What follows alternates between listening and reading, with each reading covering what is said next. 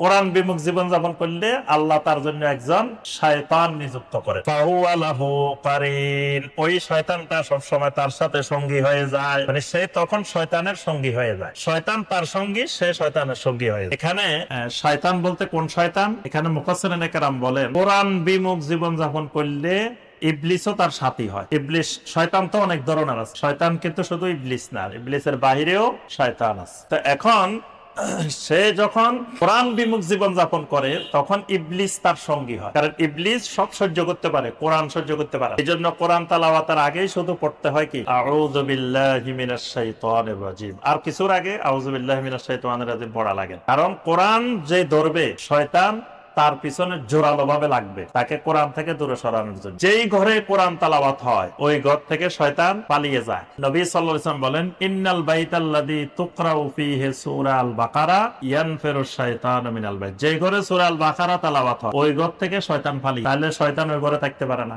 যেই ঘরে আল্লাহর জিকির হয় ওই ঘরেও শয়তান থাকে না। যেই ঘরে মানুষ ঢোকার সময়, ঘরে ঢোকার সময় বিসমিল্লাহ বলে সালাম দিয়ে ঘরে ঢুকে, শয়তান বলে লা মাবিতা লাক, কয় যে ঘরে আসছে সুবিধা মনে হইতেছে না, থাকা যাবে না এই ঘরে, কারণ এই ঘরের লোকেরা কি করে ঢোকার সময় বিসমিল্লাহ বলে, ঢোকার সময় জিকিরের সাথে ঢুকে, লা মাবিতা লাকুম, এখানে রাত্রি যাপন করা যাবে না। তো বাকিরা কয় একটু অপেক্ষা করেন, দেখি খানা দানা পাওয়া যায় কিনা, কিছুক্ষণ অপেক্ষা করেন। কিছুক্ষণ পরে এই ঘরের লোকেরা খাইতে বসছেন, খাওয়ার সময় সবাই বলে কি বিসমিল্লাহ। এবার শয়তান বলে যে লা আশা আলাকুম ওয়ালা মাবিতা লাক, যে এই ঘরের মধ্যে খাবারও নাই, থাকার আশ্রয়ও নাই, কিছু নেই, মানে এই ঘরে থাকলে খানায়ও মরতে হবে, শীতেও মরতে হবে, এই ঘরে কিচ্ছু নেই। তখন এই ঘর থেকে শয়তান পালিয়ে যায়।